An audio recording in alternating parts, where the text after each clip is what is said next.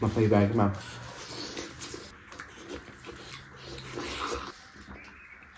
สิบโมงจ้าของมาเลย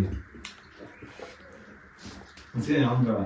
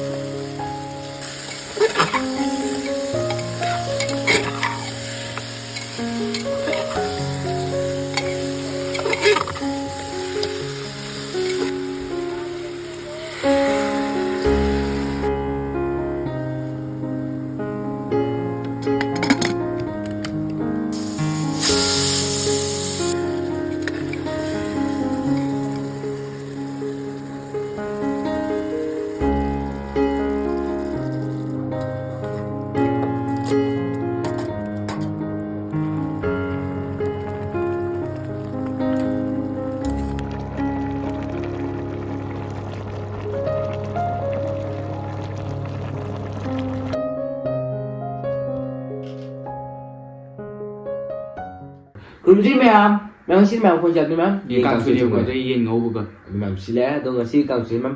Thì first time. Sẵn sẵn rồi mà tôi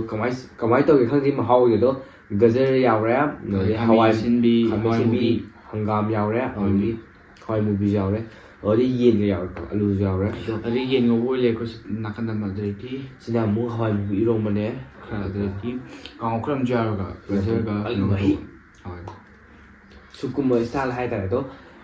How mà sao cầm máy tôi thằng đó. Có cái gazer thằng sang thạc mà gazer xin lại hay rồi gazer chỉ thằng này, gazer han cha cái bảo. Nhưng màที่ถงมันที่tin rồiที่ถงเนี่ยมันใช้มาบางทางตัว mà thân kỳ là đúng chậm mà nàyตัวก็ไม่ถงนะสิที่ไม่ถงที่หัวด้วยสิที่พิงไงตัวก็การถงอะไรตัวตัวเลยตัวมันสิแม่สิรู้คนในสายเลยให้ดีลาตัว thì lâu rồi ให้เล่าตัวตัวถงอะไรกันลาเรียนก่อนตัวปุ่งตัวบ่าวตาเรียนพัฒนาตัวอะไรตัวเรียกก่อนมาไฟสิเลยนะตัวcàng ngồi gần chơi càng ngồi giỏi hồi giờ tôi sẽ một tầm con được đây mẹ là khơi video sẽ han bay in video ship nữa like subscribe cho video ở bell icon gì biết không对啊咋演给是好好的都是这是还那什么可以tham gia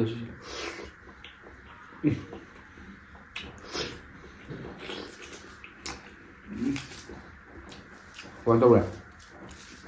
cái gì thun đấy màu sao được hay rồi hay bà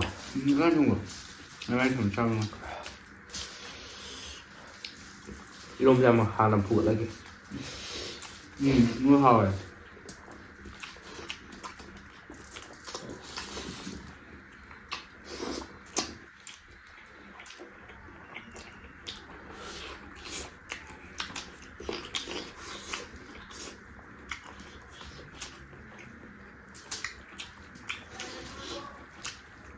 mềm hằng ngầm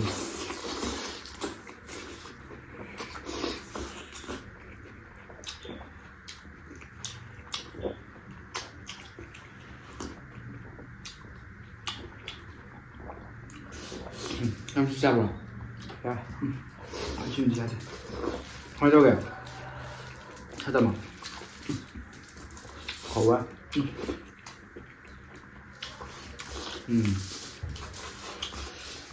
quá chứ chỉ với cô sao rồi chưa đâu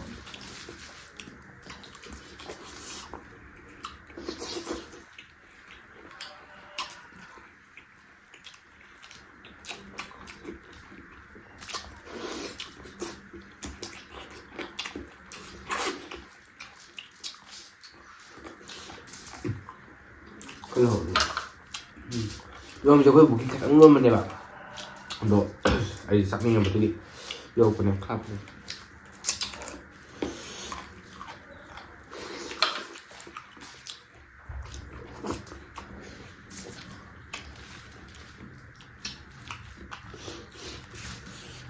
mà phải về cái mà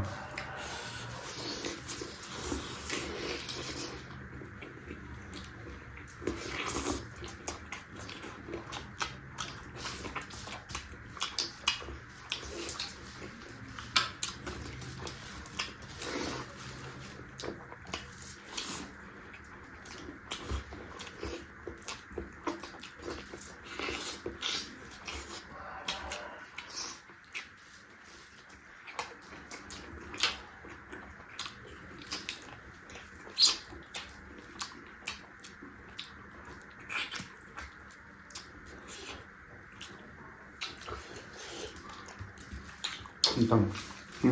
可以了，那有点对呀然后就你说我那个等的，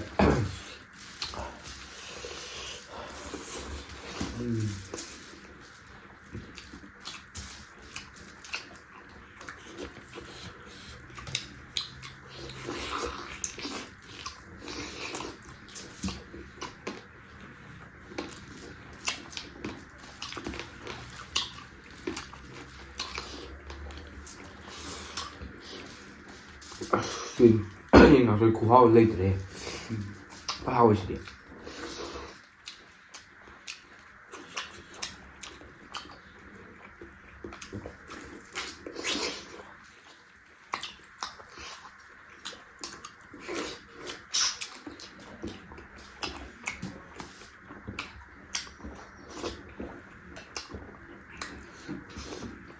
刚才那个新鲜脱木的，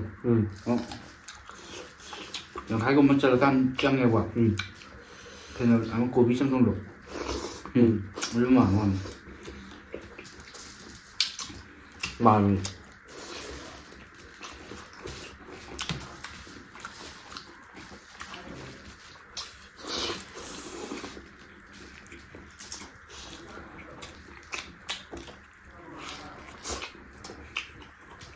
好像高了，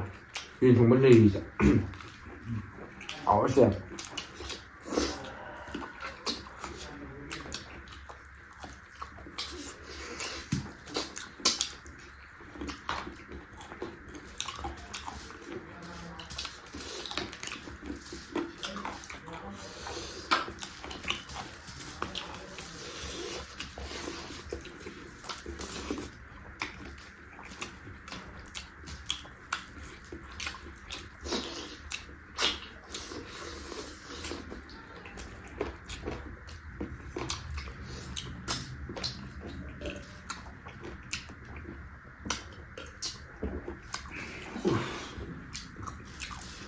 好嘞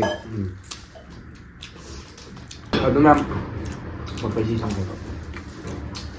rồi anh em thì là cái gì càng suy chứ còn tôi mà chú thao giờ này tôi khuyên thao cái tên nào này khuyên một chút ăn cái này khuyên ở lột sơ này rồi cố gắng thao cái biên này thao cái tao 이게 더 잡아. 이만큼 가소미.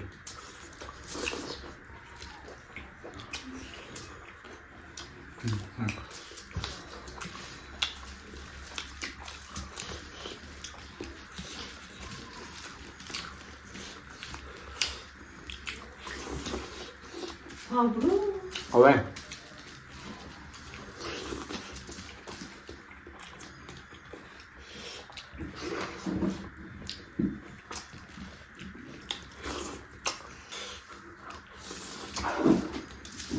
sắp tay nó xin gì anh mua cái con sàn thì nghe không cái hầu cái màu sáng lên là độ hỏng đào đấy 시장통제. em hào chứ.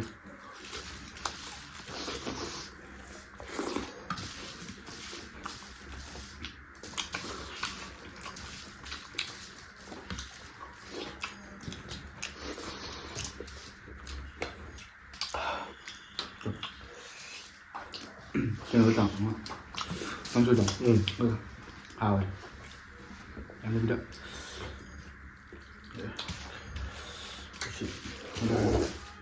ông muốn làm tới đây ngon với nhau mình nhỉ. rồi hàng ngầm với chẳng nó sẽ sao này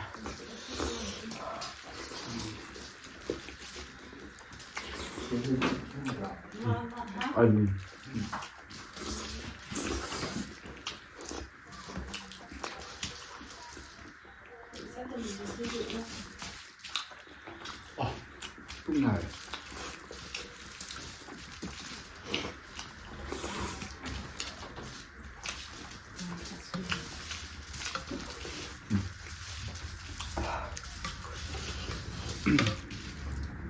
ông chậu rồi Nó hào và căng rồi. xin em rồi ꯊꯝꯕ ꯉꯝꯗ꯭ꯔꯦ ꯃꯈꯩ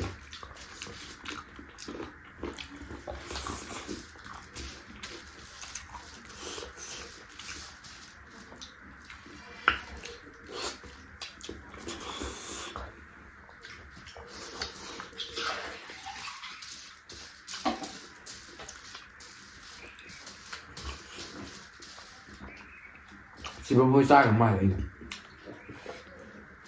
你这样子吧？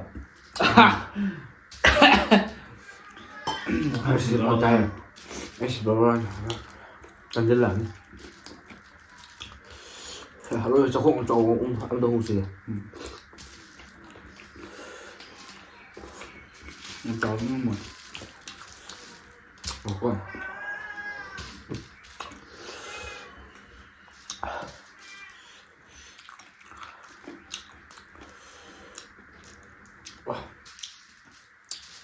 혹시 왜 나래 나자 이봐 아 mà phía last bài nhưng nó tệ last bài nó cứ có con đường sau rồi 이거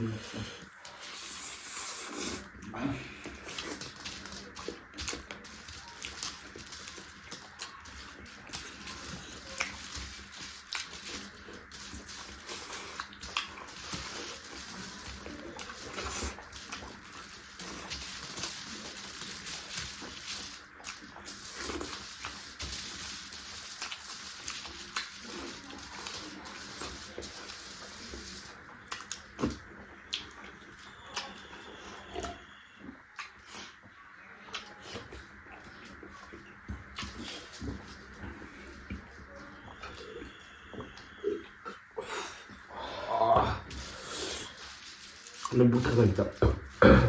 tên xin nhắm thật quay này mà 나래 혹시 anh mang chạm người đó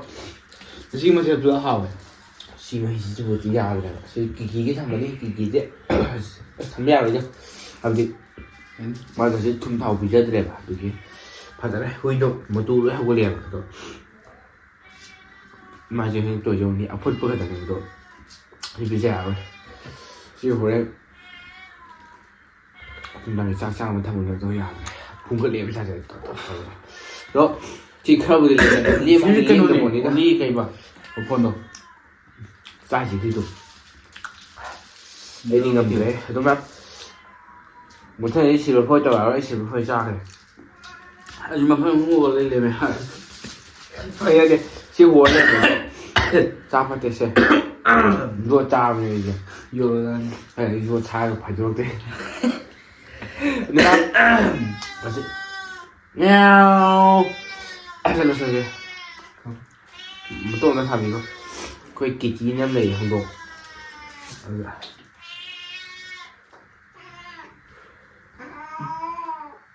동아리 타세요 cái mà không có dịch sao rồi quả 왜냐면 그 트라이 더 이용 것이 강소지 하고네 오가 그래서 이게 제 비디오 그 가다 합박에 가만히 가만히 통해 너 이제 강내 가만히 가만히 통해 이제 rồi mà hay đi của công gì đi không chứ làm hậu ấy đi hỏi một cái tha của hàng ngàn con tha đó còn một đi răng đó răng đẹp khi nào khi nào 그 전통이 시대 기장 토 그런 거 보면 우리 안 됩니다 nó chỉ sao thôi cái nó rất thông minh gì cái nó là pressure cooker đó 아니면 벌써 그거 나 때 대신 사스펜 사스펜 đúng không 사스펜 nó 인도선 더 통야이 봐 통해 Bạn muốn xin mình đang xin chào ghé. 그러면 거기 비디오시 한 메뉴는 시비잖아. Like, share, subscribe cho video mo. 또 벨 아이콘 지나 벨 뭐. Rồi bạn mà thân video là xin. Bye bye.